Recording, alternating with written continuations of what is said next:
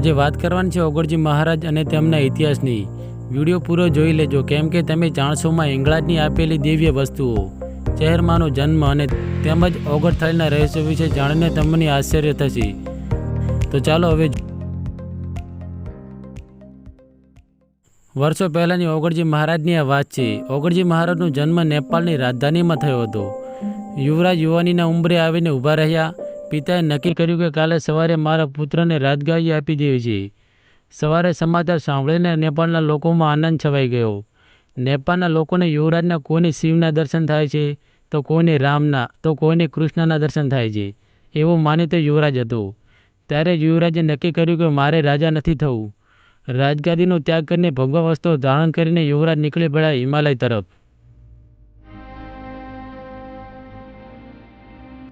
આગળ જતા સદાનંદ અને સદાનંદના શિષ્ય સોમગીરી પાસે યુવરાજ દીક્ષા લે છે। ઘણા સમય સુધી સોમગીરીની સેવા કરે છે। ગુરુના આદેશથી બ્રહ્મગીરી જૂનાગઢ આવે છે, જ્યાં ભગવાન દત્તની સેવા કરે છે। ગુરુ દત્તના આદેશથી જૂનાગઢથી બ્રહ્મગીરી આજનું પાકિસ્તાન અને આગળ બલુચિસ્તાનની બોર્ડર પર હિંડોળ પર્વત પર, જ્યાં હિંગળાજના બેસણા છે, ત્યાં યાત્રા પર નીકળે છે। જ્યાં જ્યાં બ્રહ્મગીરીએ પગલાં કર્યા હશે ત્યાં આજે પણ પૂજાઓ થાય છે। જે પાકિસ્તાનના સિંધ પ્રદેશમાં થરપારકરમાં આજે પણ સવાર સાંજ ઓગળજીની છડી ફૂંકારવામાં આવે છે। બ્રહ્મગીરી હિંગળાજ પાસેથી રિદ્ધિ સિદ્ધિનું વરદાન લોકોના કલ્યાણ માટે માગે છે, પણ ગુરુ ગોરખ તેમનું વરદાન લઈને નીકળી જાય છે। પછી માં હિંગળાજ બ્રહ્મગીરીની દિવ્ય વસ્તુ આપે છે, જેમાં ચૂડી, ચૂંદડી, અંતરની શીશી, પવન ચાકડી, આંખમાં આંજળ લાજ્યા અને પગે ઘૂઘરા બંધાવ્યા। એ ચૂડી, એ ચૂંદડી અને ઘૂઘરા આજે પણ દેવ દરબારમાં મોજૂદ છે। આ દિવ્ય વસ્તુ લઈને ગોરખ પાસે જાય છે। કહેવાય છે કે જોગી ગોરખ જીત ને નામ ધરણ તેથી અણગણનાથ અજીત, ઓળખાયો જગતમાં ઓગળા। અણગણનાથ શબ્દમાંથી ઓગળ શબ્દ અસ્તિત્વમાં આવ્યો અને ગુરુ ગોરખને હરાવી રિદ્ધિ સિદ્ધિનું વરદાન લઈને મહારાષ્ટ્રના બાવળી નગરમાં આવે છે। રિદ્ધિ સિદ્ધિના વરદાનથી ત્યાં એક પછી એક અનેકોના દુઃખ મટાડે છે। ઓગળજી ત્યાં બાવળી નગરના રાજવી દામાજીરાજ ગાયકવાડને ખબર પડે છે। તેઓ તેમના દર્શન કરવા માટે આવે છે અને ઓગળનાથ મહારાજ દામાજીરાજ ગાયકવાડને એક લાકડાનું કાંડું આપે છે, એટલે કે તલવાર આપે છે, અને કહે છે કે જ્યાં તમે જશો ત્યાં તમે વિજય થશો, અને જ્યાં તમારું કાંડું જમીન પર પડશે ત્યાં તમારું સામ્રાજ્ય અટકી જશે। અને ઇતિહાસ સાક્ષી છે કે દામાજીરાવ ગાયકવાડ દક્ષિણની ધરતી અને આખા ગુજરાતનો વિજય મેળવ્યા બાદ પાલનપુરના નવાબને હરાવીને આગળ રાજસ્થાનનો પ્રવેશ કર્યો અને ત્યાં તલવારનું કાંડું જમીન પર પડી ગયું અને ત્યાં જ ગાયકવાડની સત્તા અટકી ગઈ છે। ગાયકવાડે પાટણને પોતાની રાજધાની બનાવી અને ઓગળજીને પાટણમાં બોલાવે છે અને ઘણા વર્ષો સુધી ગાયકવાડ અને ઓગળજીની સેવા કરે છે। ગાયકવાડના વંશજો વડોદરામાં પોતાની રાજધાની સ્થાપિત કરે છે। આજે પણ ગાયકવાડના વંશજો વડોદરામાં છે અને તેમના ગુરુ ઓગળજી છે।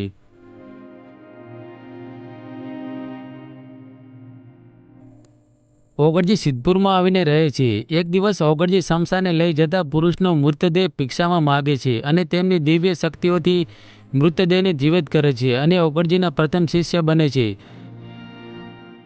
જેમનું નામ ભિખારીનાથ પાડવામાં આવે છે। ઓગળજી મહારાજ પોતાના શિષ્ય ભિખારીનાથને સિદ્ધપુરમાં રાખી અને પોતે રવાના થયા। તેઓ સઘળે ઠેકાણે ફરતા ફરતા કાંકરેજ તાલુકાના હાલ જ્યાં તેરવાડા ગામ છે ત્યાં આગળ ત્રંબાવટી નામે મહાન નગરી હતી। ઓગળજી મહારાજ નગરીમાં આવ્યા બાદ સનાતન ધર્મનો ઉપદેશ આપવા લાગ્યા। આ વખતે ત્રંબાવટી નગરીમાં વાઘેલા શેખાવતસિંહનું રાજ્ય હતું અને ત્રંબાવટી નગરીમાં તેમનો દરબાર હતો। તેથી ઓગળજી મહારાજની પ્રશંસા તેમના પાસે પહોંચી અને શેખાવતસિંહને શેર માટેની ખોટ હતી। ત્યારે ઓગળજીની પ્રશંસા સાંભળી તેમની મઢીએ આવે છે, તેમની બધી વાત કરે છે। પછી ચામુંડા અને ઓગળજીના આશીર્વાદથી વાઘેલાને ત્યાં બે દીકરીઓનો જન્મ થાય છે। પછી થોડા દિવસો પછી શેખાવતસિંહ જનાનખાના સહિત વસંત પંચમીના દિવસે નામકરણ માટે ઓગળજીના દર્શન કરવા માટે આવતા હતા। આ તો ઇતિહાસ માને એવો બનાવવાનો હતો। ત્યારે રસ્તામાં સુમસાન જંગલમાં કેસુડાના ઝાડ નીચે ફૂલ જેવું નાનું બાળક રોતું હતું। તે સાક્ષાતમાં ચહેર હતા અને રાજાને ત્યાં નજર ગઈ. તે બાળકને લઈને જોયું કે આજુબાજુ કોઈ નજર ના પડ્યું અને રાજાના ઠકરાણાએ દીકરીને ખોળે લીધી. બધા લઈને ગયા ઓગણજી મહારાજની મઢીએ. ઓગણજીના કહેવા પ્રમાણે 3 દીકરીઓનું નામ મોટીનું ગંગાબા અને નાનીનું સોનબા નામ આપવામાં આવે છે અને ખોળે લીધી દીકરીનું નામ કેસરબા, જેમનું નામ ચેહુબા આપવામાં આવે છે. સમય જતાં 3 બહેનો મોટી થાય છે. 3 બહેનો ઓગણજી પાસે દરરોજ આવીને ભજન કીર્તન કરે છે. પૂર્વજન્મના પુણ્ય સંસ્કારથી ઓગણજીની સેવા કરવાની હૃદયમાં શ્રદ્ધા જામી અને તે બાઈઓ ગુરુભાવથી ઓગણજીની સેવા કરવા લાગી. બહેનોને દરરોજ ઓગણજીના આસન પર જતી જોઈ કોઈ નીચ માણસે ઓગણજી અને બાઈઓ વિશે ખોટી શંકાઓ ધરી, ખોટી વાત ફેલાવી, જેથી આખા નગરમાં વાત પસરી ગઈ. છેવટે રાજાને પણ ભણકારા સંભળાયા. એ પહેલા લોકો ફરિયાદ લઈને રાજા પાસે આવે છે. મહારાજ, ગંગાબા અને સોનબાના વિશે અમે નથી કહેતા, પણ તમારી કેસર કાવણ કુમળી લાગે.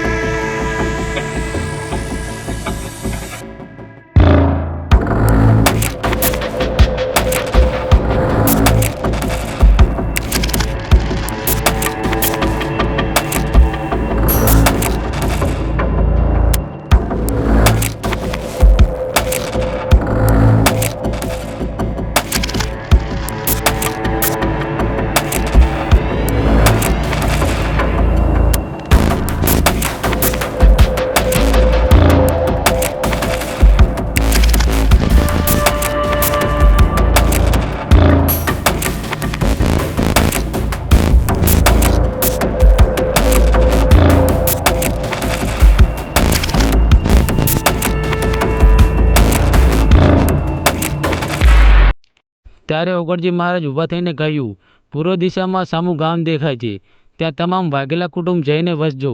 ઓગણજીના કહેવા પ્રમાણે બાઈઓ હાલનું દિયોદરમાં આવીને વસ્યા અને ઓગણજી મહારાજના આશીર્વાદના પ્રતાપથી તેઓએ દિયોદર તાલુકાનું રાજ્ય પ્રાપ્ત કર્યું.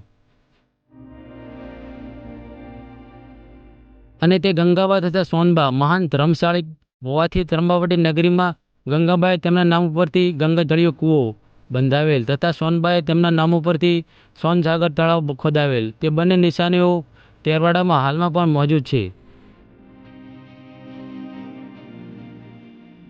અને તે બાઈઓ ત્રંબાવટીથી દિયોદર ગયા. પહેલા શિરવાડા તથા ઉજનવાડા નામે 2 ગામો બ્રાહ્મણોને દાનમાં આપેલ, તે હાલમાં પણ આવેલા છે. ત્યારબાદ ઓગણજી મહારાજ ઓગણથળીમાં ઘણા સમય સુધી રોકાય છે. પછી ઓગણથળીથી 8 કિલોમીટર દૂર દેવદરબાર આવેલું છે. ત્યાં નકળંગ ભગવાનનું મંદિર આવેલું છે. 1000 વર્ષ પહેલા કાંકરેજને કંકાવટી નામે ઓળખવામાં આવતું હતું. મઠમાં સ્વયંભૂ નકળંગ ભગવાનની મૂર્તિ સાથે પાંડવો વખતનું ધનુષ અને તલવાર નીકળી હતી. રાજાએ નકળંગ ભગવાનનું નાનું મંદિર બનાવ્યું. પાછળથી ઓગણજી મહારાજે મઠની સ્થાપના કરી, જ્યાં દેવોનો દરબાર ભરાતો, જેના ઉપરથી મઠનું નામ દેવદરબાર જાગીર મઠ નામ આપવામાં આવ્યું. જે પ્રથમ મહંત શ્રી ભિખારીનાથ મહારાજ, પછી ઠીકરનાથ, પ્રયાગનાથ, સાહબનાથ, વાદળનાથ, ભીમનાથ, શિવનાથ, હુકમનાથ, ગોવિંદનાથ, પસંદનાથ અને બળદેવનાથ છે. આ મઠમાં મહંતોની સમાધિઓ પૂજાય છે, તેમજ નકળંગ ભગવાન અને ગાયના ખરીનું પૂજન થાય છે. હિંગળાજ માતાના, ઓગણજીના પગલા, હનુમાન, શિવજીના ભવ્ય મંદિરો આવેલા છે. અહીં સારી ઓલાદના ઘોડાઓ, અશ્વશાળાઓ તેમજ સારી જાતિની કાંકરેજી ગાયો અને ગૌશાળાઓ પણ આવેલ છે. ઓગણજીએ કાંઈ પણ સમાધિ લીધેલી નથી, પોતે એક અમર આત્મા છે. ઓગણનાથ મહારાજના જેટલા મંદિરો આવેલા છે ત્યાં ઉત્તર પ્રદેશમાં મેરઠમાં મહારાષ્ટ્રના બાવળીમાં, પાકિસ્તાનમાં થરપારકરમાં અને ગુજરાતમાં તો ઘણી જગ્યાએ જેના મઠ અને મંદિરો આવેલા છે. એવા અમર આત્માના પગલાં આજે પણ પૂજાય છે. અને દેવ દરબારમાં ભાઈબીજનો ભવ્ય લોકમેળો ભરાય છે. અહીં લોકો દહીંના ગુરખા ચડાવવા માટે આવે છે. અને આ બાજુ ઓગણથાળીમાં દિવસાના દિવસે એટલે કે અષાઢ વદ અમાસના દિવસે લોકમેળો ભરાય છે, જ્યાં ઓગણજીના પગલાં આવેલા છે. ત્યાં ઓગણથાળીમાં પ્રેમગીરીજી પૂજા કરે છે. ઓગણથાળીનો આ કિલ્લો 450 વર્ષ જૂનો કહેવાય છે. આ કિલ્લો કેટલાય રહસ્યોને સંભાળીને ઊભો છે. તેમાં ગુપ્ત સુરંગો આવેલી છે, જે ક્યાં નીકળે છે તે આજ સુધી કોઈને ખબર નથી. હાલમાં આ સુરંગો બંધ કરી દેવામાં આવી છે. અને તમે વિચારો કે આ વિશાળ જગ્યાનું બાંધકામ કેવી રીતે થયું હશે. વર્તમાન સમયમાં આ જગ્યા પર આવો કિલ્લો બનાવવો ઘણો મુશ્કેલ ગણાશે. 450 વર્ષ પહેલાં આ સુમસાન થાળીમાં આવો કિલ્લો જોઈને આશ્ચર્ય થશે. કેમ કે પહેલાં આધુનિક સાધનો ન હોવા છતાં આવો કિલ્લો બનાવ્યો. માલ સામાન, પથ્થરો અને કેટલો ખર્ચાળ અને મુશ્કેલ ભર્યો હશે તે કહી જ ના શકાય. તેના રહસ્યો આજે પણ એક બંધ રહ્યા છે.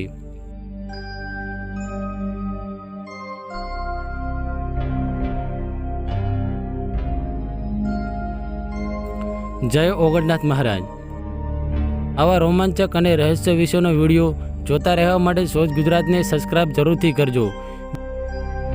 વિડીયો પૂરો જોવા બદલ આપનો ખૂબ ખૂબ આભાર. ધન્યવાદ.